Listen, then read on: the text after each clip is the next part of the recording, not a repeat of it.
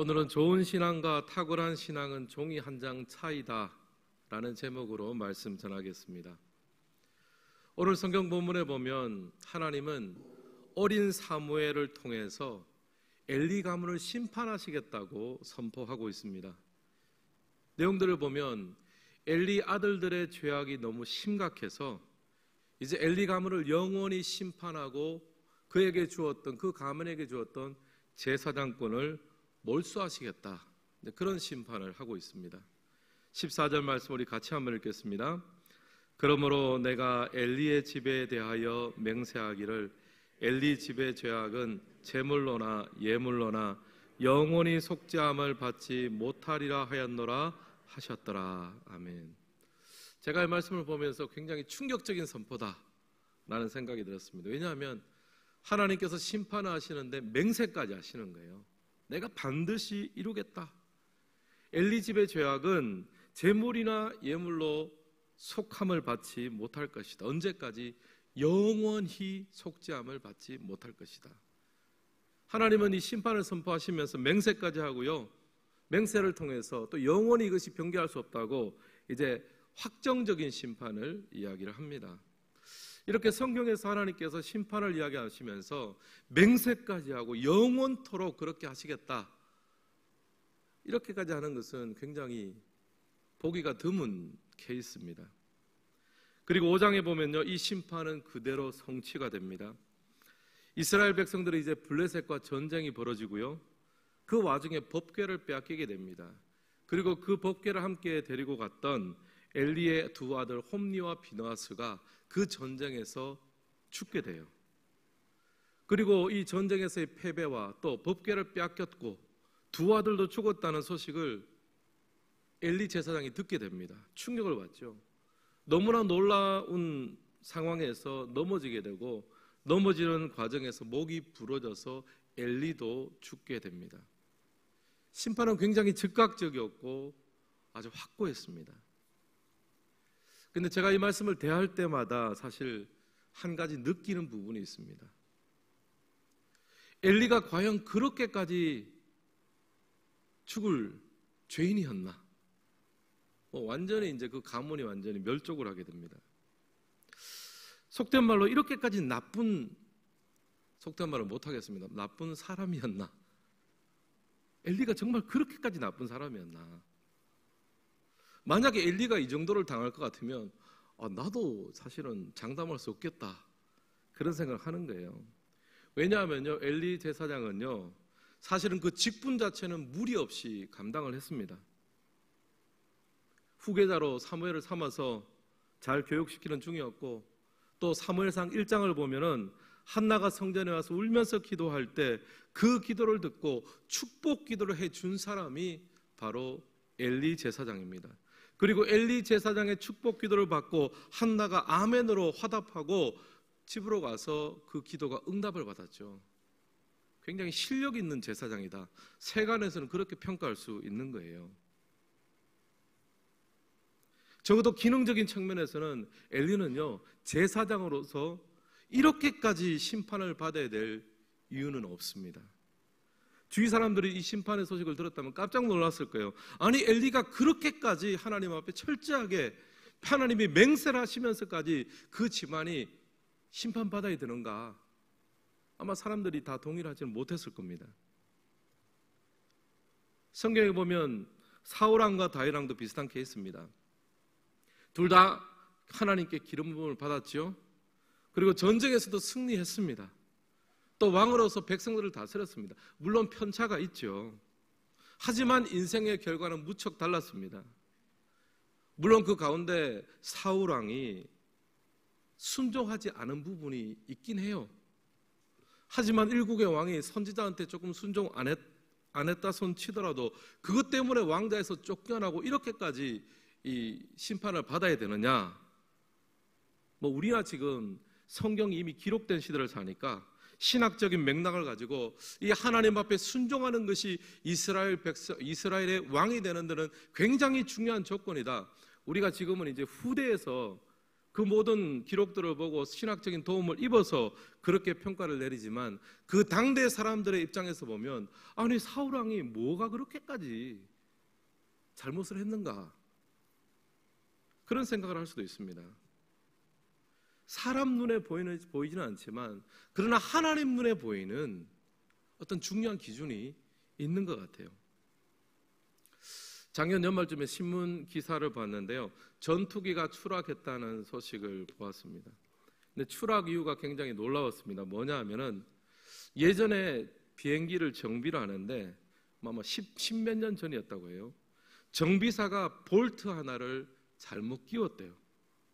근데 그동안은 그래도 기체나 다른 것이 좀 건강하니까 괜찮으니까 문제없이 있다가 이제는 시간이 많이 지나고 노후가 되니까 그때 잘못 끼웠던 볼트 하나가 문제가 되면서 그만 추락을 해버렸다는 거예요.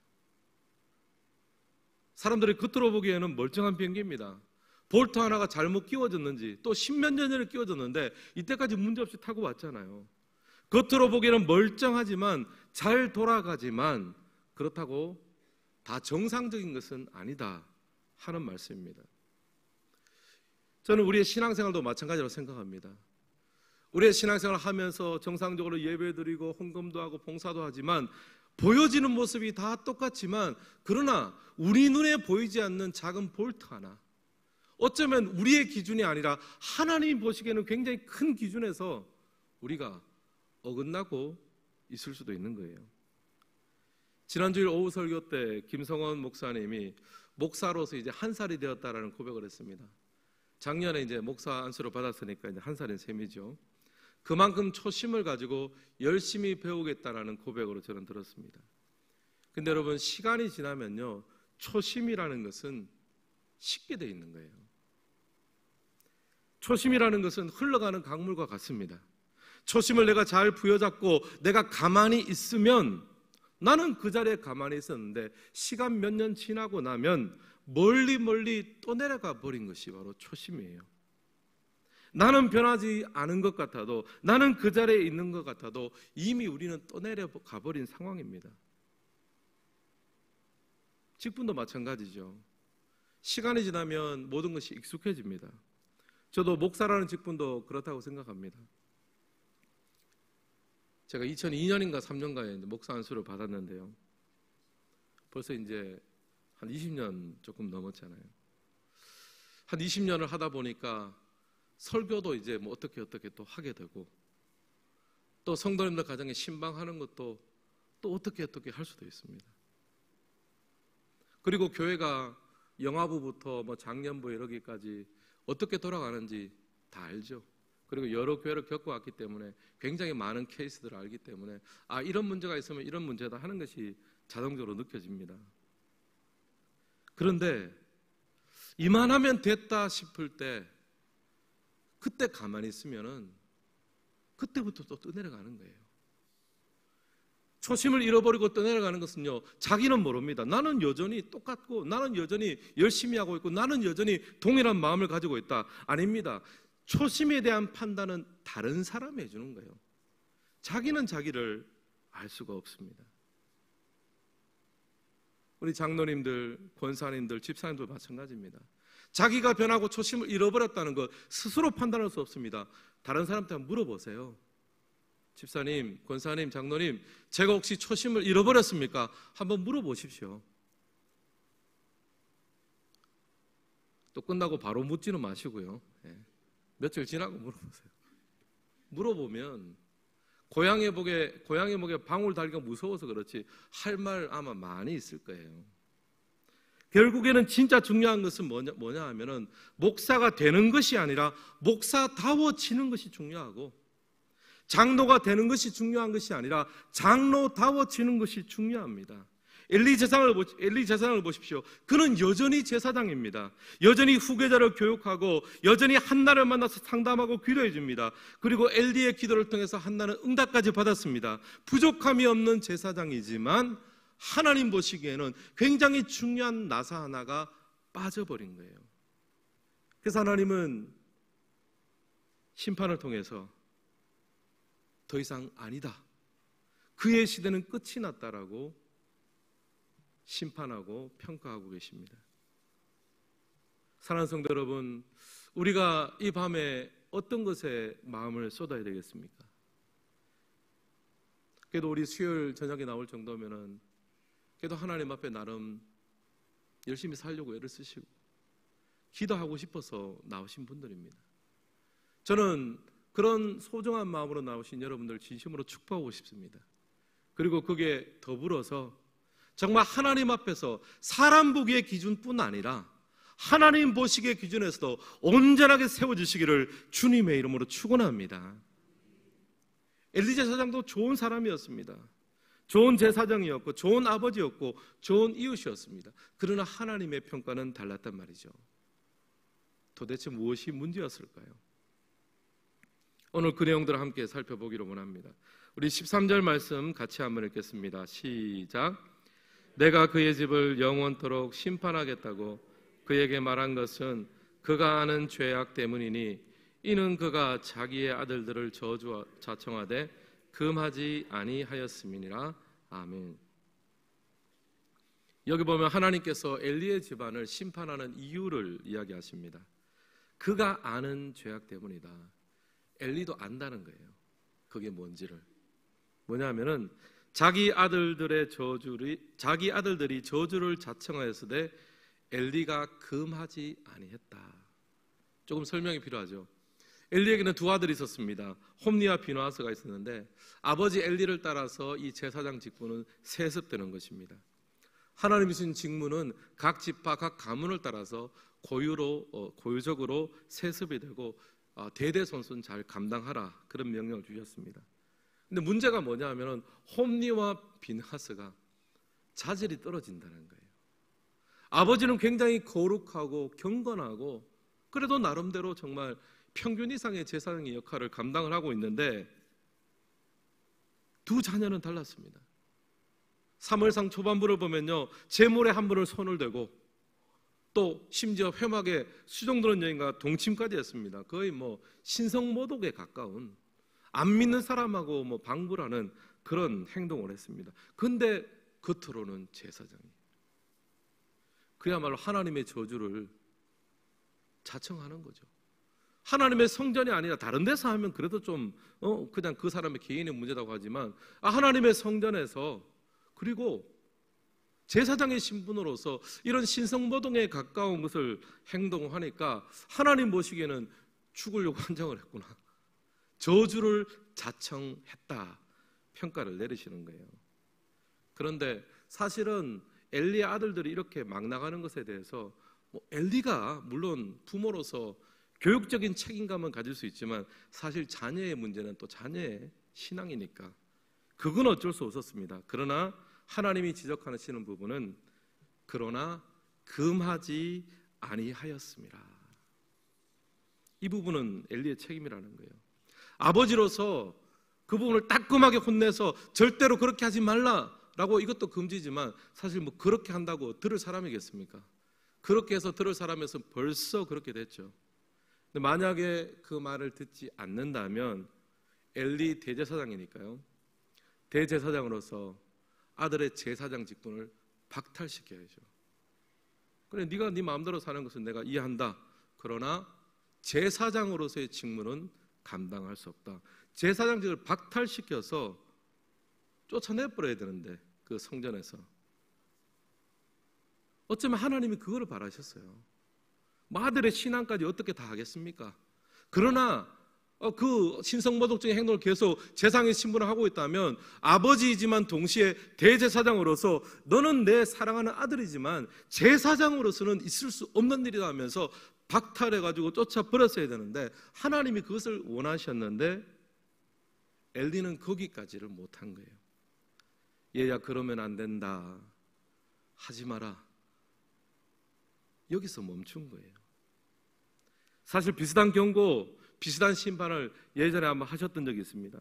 사무엘상 2장에 보면 무명의 하나님의 사람이 엘리에게 와서 이렇게 경고를 합니다. 사무엘상 2장 29절 말씀 같이 한번 읽겠습니다. 너는 어찌하여 내가 내 처소에서 명령한 제물과 예물을 밟으며 내 아들들을 나보다 더 중히 여겨 내 백성을 이스라엘이 드리는 가장 좋은 것으로 너희들을 살찌게 하느냐. 아멘. 하나님 여기서 굉장히 아픈 지적과 경고를 이미 하신 거예요. 내 처소에서 내 재물과 예물을 왜 밟느냐. 하나님이 정해준 그런 율법과 제사법이 있는데 그것과 상관없이 마음대로 하고 있는데 그것을 이제 하나님께서 예물을 짓밟았다. 직분은 그대로 다 수행하는데 사람들이 보면 몰라요. 근데 하나님 보기엔 굉장히 중요한 나사 볼트가 하나 빠진 거예요. 내 예물을 짓밟고 있다는 거예요. 근데 그 짓밟고 있는데 엘리 입장에서 엘리한테로 하나님께서 어떤 책임을 돌리냐면 너는 내 아들들을 나보다 더 중하게 여겼다, 이 말을 하세요. 하나님 굉장히 정확한 분이시죠. 겉으로 보면 엘리는 아들들한테 경고도 했습니다. 그렇게 하지 말라고 했습니다. 나름 도리를 했지만 하나님이 보시기에는 굉장히 중요한 볼트 하나 빠졌어요. 제가 나보다 아들들을 더 사랑하는구나. 경고뿐 아니라 그 직에서 박탈을 시켜야 되는데 그까지 안 나가고 매번 말로만 했어요.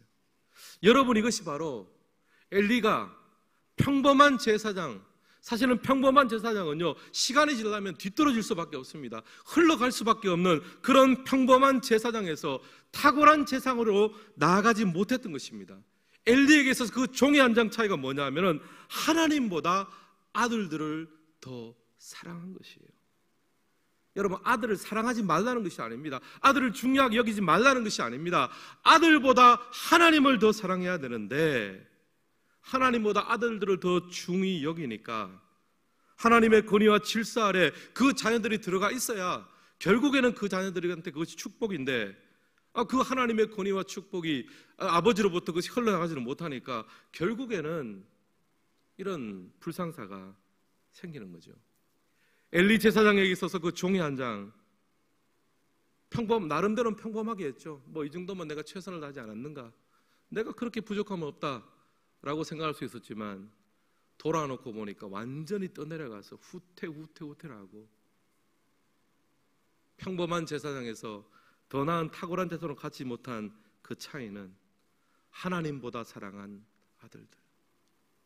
바로 그것이 엘리를 한없이 떠내려가고 한없이 후퇴하게 만들었던 종이 한 장 차이입니다. 사랑하는 성도 여러분, 여러분의 삶에서 가장 중요하게 여기는 것은 무엇입니까? 마음속에 한번 떠올려 보십시오. 엘리는 자녀였습니다. 자녀를 사랑하지 말라는 말이 아닙니다. 또 어떤 분은 자기가 가진 직업과 직장이 될 거예요. 또 청년들은 자기가 가진 꿈과 비전이 될 수 있습니다. 아니면 어떤 사람, 나는 아무것도 없습니다. 나는 소망도 없고 별 생각이 없습니다. 생각 없음, 허무한 것도 나름대로 하나님보다 더 소중하게 여기고 그냥 있는 것이 있는 거예요. 여러분, 이 세상의 그 어떠한 것들보다 하나님을 더 소중하게 여기시기를 바랍니다. 하나님보다 내가 더 소중히 여기고 더 많은 영향력을 받는 것이 있다면 바로 그것이 여러분이 평범한 신앙에서 탁월한 신앙으로 나아가지 못하게 만드는 종이 한 장 차이를 만든다는 거예요. 평범한 신앙이 어때서 나는 그 종이 한 장 아니어도 괜찮다. 여러분, 천만의 말씀요, 그것을 넘어서지 못하면 시간이 지나면 초심도 잃어버리고 신앙도 잃어버리고, 엘리가 여러분 일부러 하고 싶어서 그랬겠습니까? 언젠가 하나님의 질책과 심판을 받게 될 수 있습니다.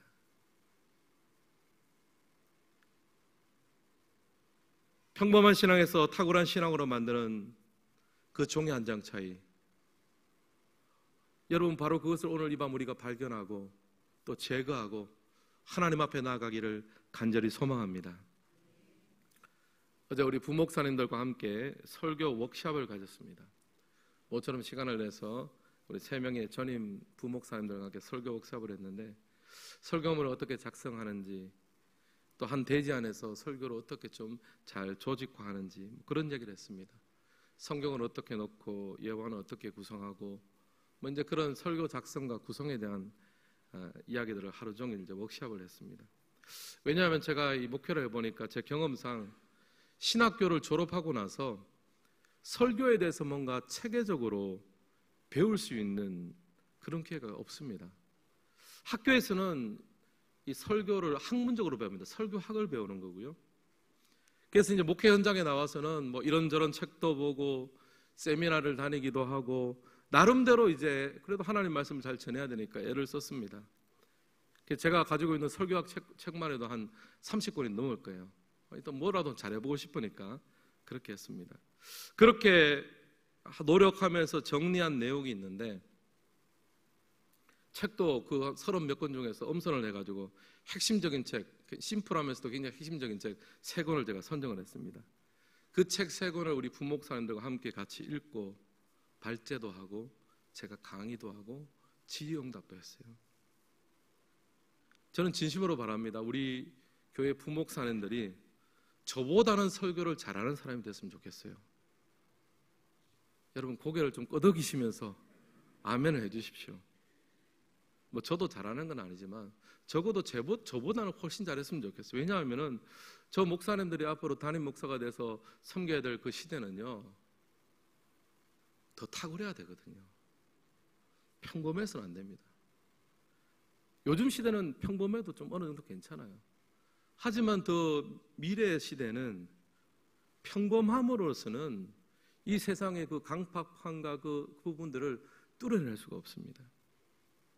그래서 제가 어제 워크숍에서 첫 번째 강의와 마지막 시간대 우리 부목사님들에게 한 말이 있습니다. 그 말이 뭐냐면은 설교를 잘하는 목사와 설교를 못하는 목사의 종이 한 장 차이에 대해서 제가 이야기를 했어요. 궁금하시죠, 여러분? 굉장히 지금 눈이 반짝반짝하세요. 설교를 잘하는 목사와 설교를 못하는 목사의 그 종이 한 장 차이가 뭔지 아십니까, 여러분? 제가 질문으로 우리 부목사님들에게 이야기했습니다. 이 질문을 드렸어요. 설교를 믿는가? 당신은 설교를 믿는가? 정말 강단에서 나오는 설교를 통해서 성도들이 살아나고 변화되는 것을 믿는가? 목사의 설교를 통해서 세상이 변화하고 하나님의 능력의 통로가 이 강단을 통해서 설교를 통해서 흘러나오는 것을 믿느냐? 그것을 믿으면 설교가 달라진다. 그것을 믿으면 설교 준비가 달라지고, 그것을 믿으면 설교하는 것이 달라지고, 마음가짐이 달라지고, 준비가 달라지고, 결과가 달라질 것이다. 그 이야기였습니다. 여러분, 그것을 믿으면 좋은 설교자라는 말이 굉장히 마음 아픈 말이에요. 그걸로는 안 되거든요. 탁월한 설교자, 위대한 설교가 되지 않을 수가 없습니다. 왜냐하면 이 강단에서 흘러오는 말씀을 통해서 정말 영혼이 변하고 세상이 구원될 수 있는데, 여러분 어떻게 좋은 설교자로 머물 수 있겠습니까? 저는 설교를 믿습니다. 그리고 거기에 대해서 예스를 했기 때문에 적어도 설교라는 영역에 있어서 나는 머물러 있고 싶지 않아요.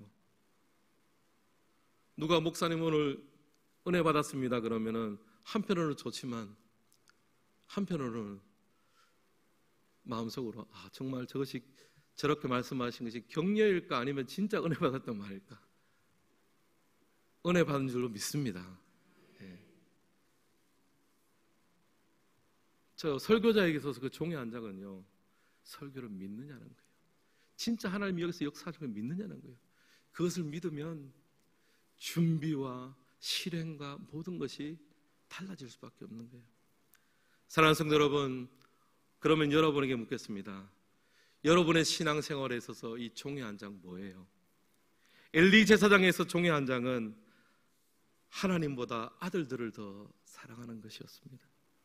그래서 엘리 제사장은 평범한 사람이 되었고, 시간이 흘러서 타락한 사람이 되었고, 시간이 흘러서 몰락한 가문이 되었습니다.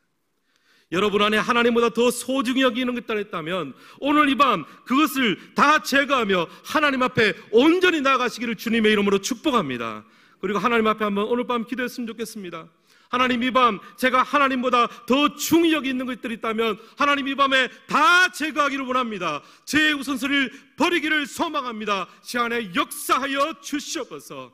하나님 앞에 이 기도를 드리며 좋은 신앙인에서 탁월한 신앙의 세계로 나아가며 하나님 앞에 아름답게 쓰임받는 우리 모두가 되시기를 예수님의 이름으로 축복합니다.